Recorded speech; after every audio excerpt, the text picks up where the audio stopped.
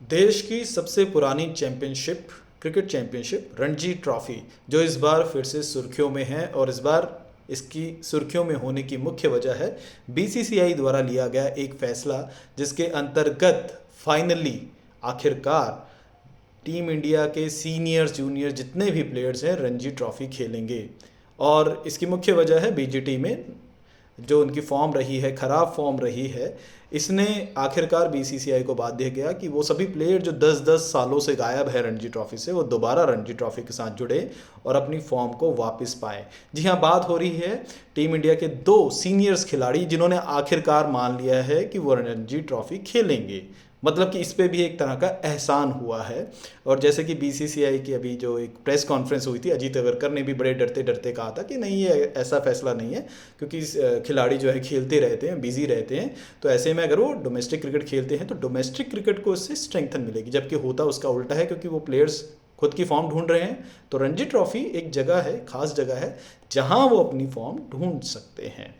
आखिरकार जो दो प्लेयर रोहित शर्मा ने पहले ही जाहिर कर दिया था कि वो रणजी ट्रॉफी खेलेंगे, और 23 तारीख से जो रणजी ट्रॉफी मैचेस शुरू हो रहे हैं, और मुंबई की टीम जो खचाखच स्टार्स से भरी हुई है, पहले हम उसकी बात करते हैं। अजिंक्य रहाणे कामयाब कैप्टन, बीजीटी जिताने वाले, उस दौरान जब सबने हिम्मत हार दी थी, जब हमारे स्टार प्लेयर्स टीम से गायब थे, एक अकेला शख्स जिसने चेतेश्वर पुजारा, ऋषभ पंत और कुछ नए लड़कों के साथ मिलकर बीजीटी में इंडिया को जीत दिलाई थी। ये बहुत बड़ी जीत थी, क्योंकि ये मैंने पूरी सीरीज़ देखी थी, और मैं भी लगभग जब पहली इनिंग 36 पे ऑल आउट हो गई थी और पहला मैच जो बड़ी बुरी तरीके से इंडिया हारी थी, विराट कोहली वापस देश पहुंच गए थे, फिर एक अजिंक्य रहाणे ने जिस तरह की कैप्टनसी की वो भुलाने लायक नहीं है। और ये कहना भी सही होगा कि उनके करियर की सबसे बेस्ट चीज़ जो हुई है अजिंक्य रहाणे की, वो बीजीटी ट्रॉफी हुई है, जो वो जीत के इंडिया लाए थे। अजिंक्य रहाणे मुंबई टीम के कैप्टन हैं, जिनके अंडर रोहित शर्मा खेल सकते हैं। 23 तारीख को जो जम्मू और कश्मीर के साथ मैच होगा, बड़ा इंटरेस्टिंग मैच होगा, क्योंकि जम्मू और कश्मीर की टीम हालांकि इतने इसमें बड़े नाम नहीं हैं। उमरान मलिक एक अच्छे बॉलर हैं, उनको देखना अच्छा रहेगा कि वो किस तरह से अपनी 150 की जो स्पीड है, जिसके लिए जाने जाते हैं, उस मैच में वो करते हैं। और मुंबई के साथ खेलना जम्मू कश्मीर के लिए बहुत बड़ी बात होगी। उनके प्लेयर्स के लिए, इतने बड़े प्लेयर्स के साथ खेलना उनके लिए भी एक अच्छा एक्सपीरियंस रहेगा, जिसमें अजिंक्य रहाणे कैप्टन हैं, रोहित शर्मा रहेंगे, इसके अलावा शार्दुल ठाकुर भी टीम में हैं, और कई बड़े नाम तो सूर्य कुमार यादव का भी है, पर सूर्य कुमार यादव क्योंकि T20 खेल रहे होंगे इंग्लैंड के साथ, इसलिए वो इस मैच में नज़र नहीं आएंगे। इसके अलावा कई बड़े प्लेयर्स जो हैं, हमें यशस्वी जायसवाल भी जो इसमें से एक है, जिन्होंने अभी बीजीटी सीरीज़ में अच्छा परफॉर्म किया। इसके अलावा जो दिल्ली की टीम है, जिसमें विराट कोहली हमें नज़र आएंगे, हालांकि सौराष्ट्र के साथ शायद पहला मैच है उनका, तो उनके साथ वो अगर खेलते वो दिखेंगे नहीं, क्योंकि उन्होंने अपनी नेक में स्टिफनेस बताई थी, जिसमें 10 दिन का रेस्ट जो डॉक्टर ने घोषित किया था, जिस कारण वो ये मैच नहीं खेल पाएंगे। और सौराष्ट्र की टीम में हल्के अच्छे प्लेयर से चेतेश्वर पुजारा और कई बड़े नाम जो हैं उस टीम में है, रविंद्र जडेजा भी शायद उसी टीम में है। तो विराट कोहली हमें 30 तारीख को शायद खेलते हुए नज़र आ जाए रेलवेज़ के खिलाफ। रेलवेज़ में इतना कोई बड़ा प्लेयर जो अभी कैप्टन कैप होल्डर हो ऐसा नहीं है, पर फिर भी ये मेरे ख्याल से दोनों प्लेयर्स के लिए आखिरकार ये बहुत बड़ी बात है। अभी शायद कई लोगों को लग नहीं रहा होगा कि रणजी मैच खेले तो कौन सी बड़ी बात है। इन लोगों को यहाँ तक लाने के लिए कई कोचेस बदल दिए गए हैं। ये पहली बार नहीं है कि ये गौतम गंभीर ने मेरे ख्याल से बहुत दम दिखाया है मनाने के लिए, और उन्होंने शायद सख्ती से काम नहीं लिया। इस बार उनकी विराट कोहली के साथ दोस्ती जग जाहिर है, दोनों ही दिल्ली कैंप के हैं, और मुंबई के साथ शायद उनकी बनी नहीं, इसलिए रोहित शर्मा के साथ हम सब जानते हैं कि क्या हुआ। लेकिन इन दोनों की फॉर्म्स भी ख़राब थी। ये दोनों प्लेयर्स आते भी ना रणजी मैचेस में, अगर इनकी फॉर्म बिल्कुल जवाब नहीं दे जाती और उनको बीसीसीआई नहीं जवाब दे जाता कि भाई अब आप देख लीजिए क्या करना है, क्योंकि हम कुछ नया देख रहे हैं, अब आपके पास आखिरी मौका है। और रणजी में अब ये बहुत देर से आए हैं, इनको थोड़ी इतनी देर हो गई है कि अब इनकी एक उम्र, जो कहते हैं कि बेस्ट जो पीक टाइम था इनका, निकल चुका है। अब हम बस इनको एक रिटायरमेंट के लिए देख रहे हैं कि एक अच्छा फेयरवेल मैच जो है ये खेलें और रिटायर हो जाए। लेकिन रणजी ट्रॉफी में रोहित शर्मा है 10 साल बाद वापसी कर रहे हैं, और विराट कोहली 13 साल बाद। मतलब कि उन्होंने जब शुरू किया था अराउंड 2006-07 में, मेरे ख्याल से जब उन्होंने रणजी शुरू किया था, उसके बाद से करीबन 6-7 साल ये रहे और काफ़ी इन्होंने उस दौरान क्रिकेट खेला और गिफ्टेड प्लेयर है विराट कोहली, गिफ्टेड प्लेयर है। लेकिन इतनी दूरी जो उन्होंने बना ली थी डोमेस्टिक मैचेस में, इसने शायद थोड़ा मदद की होती इनको दोबारा फॉर्म में आने में, खासकर 2019-20 के बाद का समय जो खराब रहा इनका और 2022 में जो कैप्टेंसी चली गई, अगर ये पहले से शुरू करते। और आपको जान के हैरानी होगी कि सचिन तेंदुलकर अपनी पीक में भी रणजी खेल रहे थे। उनका सबसे ज़्यादा बड़ा गैप सिर्फ 5 साल का रहा, वो भी 2001 से 2006 के बीच में। वो तब भी पीक में थे, 2006 के बाद में भी पीक में थे, तब भी वो रणजी खेलते हैं। और कौन भूल सकता है लास्ट मैच हरियाणा में जो उन्होंने 2013 में, शायद 2014 या 13 में खेला था। और हरियाणा के प्लेयर्स कितने खुश थे कि हमारी टीम के साथ एक इतना बड़ा प्लेयर आया है, लाहली शायद उस जगह का नाम था, वहाँ उसके ग्राउंड में वो खेल रहा है। अंतर्राष्ट्रीय प्लेयर जिसको कोई भी देश बुलाता है खेलने के लिए कि हमारी चैंपियनशिप में आइए, हमारे साथ खेलिए।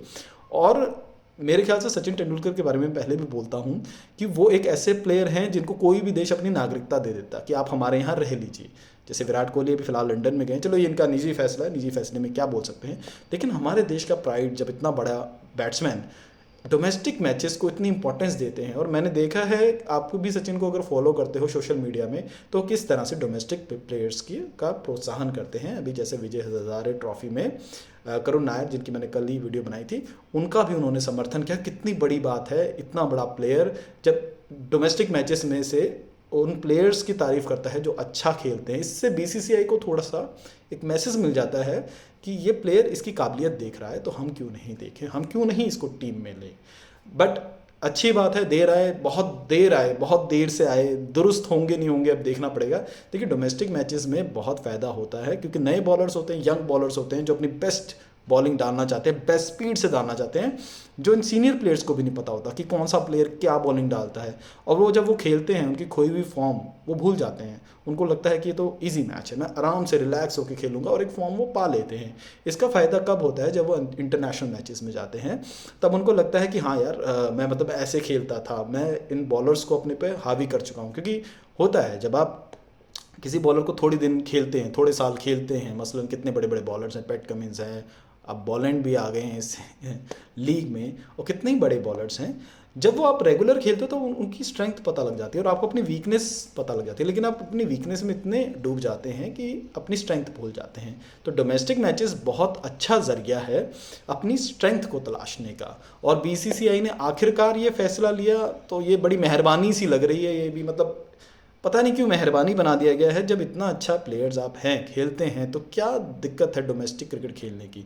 अभी संजू सैमसन के साथ अभी हमने देखा जब वो बहुत अच्छा परफॉर्म कर रहे हैं इंटरनेशनल में, तो उनको अभी मेरे ख्याल से विजय हजारे ट्रॉफी में केरला की टीम ने कह दिया कि भाई तो आपने प्रैक्टिस मैचेस ज्वाइन नहीं किए।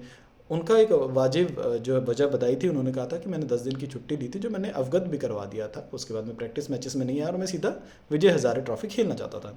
जब एक प्लेयर ऑलरेडी फॉर्म में है, उसको प्रैक्टिस मैचेस, वो भी डोमेस्टिक वाली, वो ज़रूरत नहीं होती। लेकिन जो डोमेस्टिक खेलना चाहता है उसमें 1-2 मैचेस तो आप दे सकते हैं। अगर आपको डर लगता है कि भाई अगर 1-2 मैचेस में कुछ ये ना चले तो क्या होगा। एक और चीज़ होती है, जैसे मुंबई इंडियंस में ये जो बड़े नाम हैं रिजर्व रहते हैं। विराट कोहली का नाम आप हमेशा देखेंगे, हर रणजी मैचेस में देखेंगे, चाहे वो खेले ना खेले, उनका नाम रिजर्व रहता है। एक बहुत बड़ा नाम है वो। और बीसीसी और जो ये दिल्ली क्रिकेट बोर्ड के लोग हैं, ये भी बहुत डरते हैं कि उनका नाम हटाएं कैसे, क्योंकि उनसे उनको पूछना पड़ता है कि आपकी अवेलेबिलिटी क्या रहेगी। मेरे ख्याल से यहाँ थोड़ा ऑर्डर क्रिकेट को, मतलब प्लेयर को क्रिकेट से ज़्यादा बड़ा नहीं होना चाहिए। एक तय समय पे उनको अवगत करा देना चाहिए कि मैं खेल पाऊँगा कि नहीं खेल पाऊँगा। मतलब ये वाला एटीट्यूड पता नहीं बदलते बदलते हमारे यहाँ बहुत देर लगेगी, क्योंकि जैसे गौतम गंभीर खुद भी कहते हैं कि क्रिकेट भारत एक प्लेयर ऑब्सेस्ड नेशन है। या तो प्लेयर फिर सचिन की तरह हो, जो एक रोल मॉडल हो, जो जिनके लिए सिर्फ क्रिकेट ही रहा हो, जिनको कोई फ़र्क नहीं पड़ा कौन कैप्टन आ रहा है, कौन कोच आ रहा है, उनको अपनी गेम से मतलब था। सिर्फ ग्रेग चैपल के साथ जो इशू पूरी टीम का ही हुआ था, सिर्फ सचिन नहीं थे उसमें, और सचिन की अहम भूमिका थी कि फाइनली बीसीसीआई को सोचना पड़ा कि भाई ये सही चीज़ नहीं जा रही। और एक और चीज़ है कि कई कोचेस जो अनिल कुंबले, रवि शास्त्री तो चलो विराट कोहली के खास मित्र थे, तो कभी ऐसा लगा ही नहीं कि कुछ होगा इनके बीच। जो राहुल द्रविड़ थे, इन सब का बहुत सामना हुआ था विराट कोहली से डोमेस्टिक क्रिकेट खेलने के लिए, और कभी भी विराट कोहली ने डोमेस्टिक क्रिकेट खेलने की इच्छा जाहिर नहीं की, रोहित शर्मा और इन सभी लोगों ने, क्योंकि ये बड़े लोग थे। राहुल द्रविड़ बहुत बड़ा नाम है, सौरव गांगुली उनको जब 2022 में लेकर आया आखिरकार, फिर विराट कोहली जब नहीं माने डोमेस्टिक के लिए तो आखिरकार उनको अपनी कैप्टेंसी देनी पड़ी क्योंकि फॉर्म तो चल नहीं रही थी। और उस वक्त ये भी चीज़ आने लगी कि दिल्ली से फिर मुंबई जो है मुंबई का जो एक खेमा है वो जीत रहा था क्योंकि रोहित शर्मा के पास कैप्टेंसी आ गई। ये बहुत बड़ी बात है जो मैं कर रहा हूँ कि दिल्ली का खेमा जो बहुत अलग है, एक मुंबई की एक जो लॉबिंग होती है वो अलग होती है, तो उसमें जो है ये चीज़ें बहुत मैटर करती है। बट मैं जो हमेशा कहता हूँ कि क्रिकेट खेले वही अच्छा है, पॉलिटिक्स बात की बात है। आप सिर्फ क्रिकेट पे ध्यान दीजिए क्योंकि पॉलिटिक्स को पॉलिटिक्स के पास रहने दीजिए। पॉलिटिक्स आपके साथ कभी नहीं हो सकती अगर आप अच्छा खेलते हैं, आप यहाँ नहीं तो कहीं और अच्छा खेलेंगे। अब रणजी में कितने ही बेहतरीन प्लेयर हैं, वसीम जाफ़र सबसे ज़्यादा रन्स बनाए हैं, उनको मौके मिले हैं टीम इंडिया में, हालांकि वो ज़्यादा भुना नहीं पाए मौके, बट डोमेस्टिक क्रिकेट से कोई उनको हटा नहीं पाया। उनका नाम हमेशा उसमें रहा। अजिंक्य रहाणे 2022 का दिलीप ट्रॉफी आपको याद होगा कि किस तरह से अजिंक्य रहाणे ने यशस्वी जायसवाल को ग्राउंड से ही बाहर भेज दिया था कि जब वो एक प्लेयर के साथ बदतमीज़ी कर रहे थे।